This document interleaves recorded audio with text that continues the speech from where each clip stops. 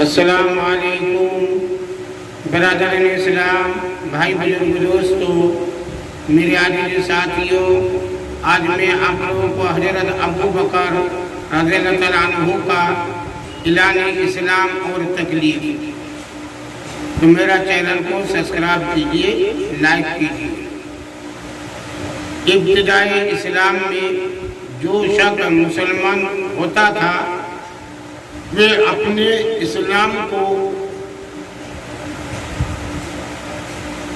حتی الوسوع جہاں تک بس چلتا مخفی چھپا ہوا رکھتا تھا۔ حضور اقدس صلی اللہ علیہ وسلم کی طرف سے بھی اس وجہ سے کہ ان کو کفار سے اذیت تکلیف نہ پہنچے، اخفاء چھپانے کی تلقین ہوتی تھی۔ جب مسلمانوں کی مقدار 39 تک پہنچی تو حضرت ابو بکر صدیق رضی اللہ تعالیٰ عنہ نے اظہار کی درخواست کی کہ کلم کھلا اعلان تبلیغ کی جائے۔ حضور اقدس صلی اللہ علیہ وسلم نے اول انکار فرمایا، مگر حضرت ابو بکر صدیق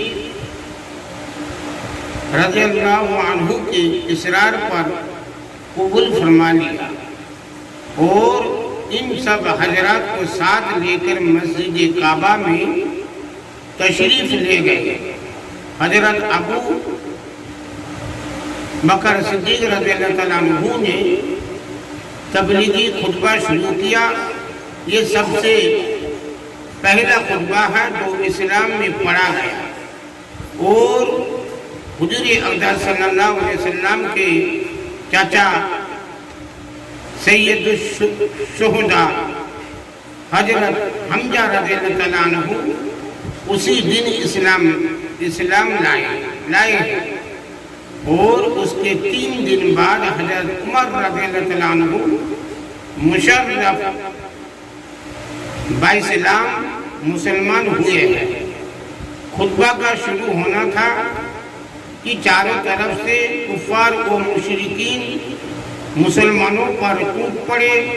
حضرت ابو بکر صدیق رضی اللہ تعالیٰ عنہ کو بھی باوجود کہ مکہ مکرمہ میں ان کی عام طور سے عظمت و شرافت مسلط تھی، اس قدر مارا کہ تمام چہرے مبارک خون میں بھر گیا، ناک کان سب لہو لعان ہو گئے تھے، پہچانے نہ جاتے تھے، جوتوں سے لاتوں سے مارا، پاؤں میں روندا اور جو نہ کرنا تھا سب ہی کچھ کیا۔ حضرت ابو بکر صدیق رضی اللہ تعالیٰ عنہ بے ہوش ہو گئے۔ بنو تیم یعنی حضرت ابو بکر صدیق رضی اللہ تعالیٰ عنہ کے قبیلے کے لوگوں کو خبر ہوئی، وہ وہاں سے اٹھا کر لائے۔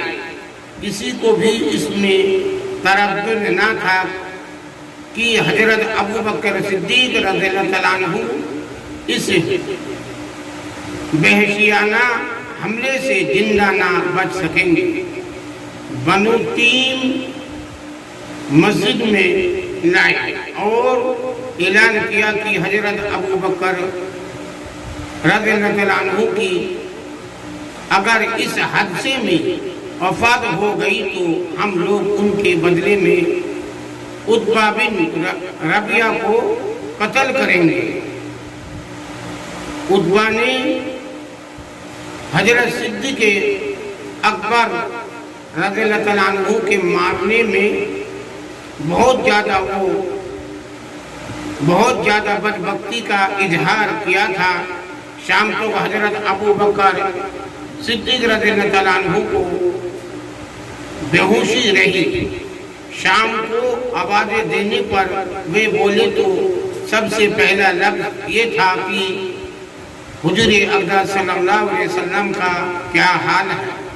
لوگوں نے اس پر بہت ملامت کی کہ انہی کے ساتھ کی بدولت یہ مصیبت آئی اور ان پر موت کے منہ سے رہنے پر بات کی تو وہ بھی حضور صلی اللہ علیہ وسلم ہی کا جذبہ اور انہی کی لے لوگ پاس اٹھ کر چلے گئے کہ بد دلی بھی تھی اور یہ بھی آخر کچھ جان باقی ہے کہ بولنے کی نوبت آئی اور آپ کی والدہ ام خیر رضی اللہ عنہا سے کہہ گئے کہ ان کے کھانے پینے کے لیے کسی چیز کا انتظام کر دیں۔ وہ کچھ تیار کر کے لائی اور کھانے پر اصرار کیا، مگر حضرت ابوبکر صدیق رضی اللہ عنہ کی وہی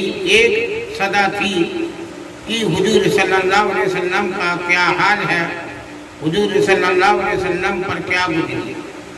ان کی والدہ نے فرمایا مجھے تو خبر نہیں کہ کیا حال ہے۔ آپ نے فرمایا کہ ام جمیل رضی اللہ عنہ حضرت عمر رضی اللہ عنہ کی بہن کے پاس جا کر دریافت کر لو کہ کیا حال ہے۔ وہ بیچاری بیٹے کی اس مظلومانہ حالت کی بےتابانہ درخواست کو پورا کرنے کے واسطے ام جمیل رضی اللہ عنہ کے پاس گئی اور محمد صلی اللہ علیہ وسلم کا حال دریافت کیا۔ وہ بھی عام دستور کے موافق اس وقت اسلام کو چھپاتے ہوئے تھی۔ فرمانے لگی میں کیا جانوں کون محمد صلی اللہ علیہ وسلم اور کون ابو بکر رضی اللہ عنہ۔ تیرے بیٹے کو حالت سن کر رنج ہوا، اگر تو کہے تو میں چل کر اس کی حالت دیکھوں۔ ام خیر رضی اللہ عنہ نے قبول کر لیا، ان کے ساتھ گئی اور حضرت ابو بکر رضی اللہ عنہ کی حالت دیکھ کر تحمل نہ کر سکے، بے تحاشا رونا شروع کر دیا کہ بد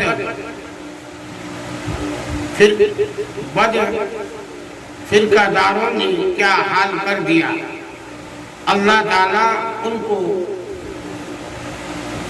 کیے کی سزا دے۔